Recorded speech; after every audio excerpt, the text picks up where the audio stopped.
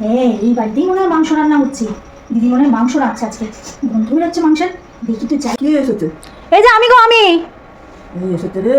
কি যেন আবার আজকে আমার নিয়ে চলে যাবে। হ্যাঁ বলো। বলছি রান্না হয়ে গেছে তোমাদের? না আজ বসিয়েছি, রান্না হচ্ছে। ও, মাংসের গন্ধ পাচ্ছে, যে মাংস রান্না করছো নাকি? সত্যি সত্যি চলে এসেছে মাংসের গন্ধ পেয়ে।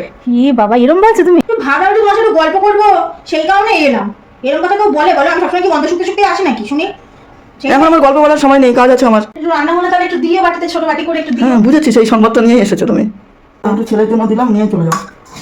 একটুখানি এক পিস মাংস দিয়ে বলে ছেলের জন্য নিয়ে চলে যাও। তোমার ছোট ছেলে তোমাকে মাংস এক পিসের বেশি খায় নাকি? নাও নাও নিয়ে যাও।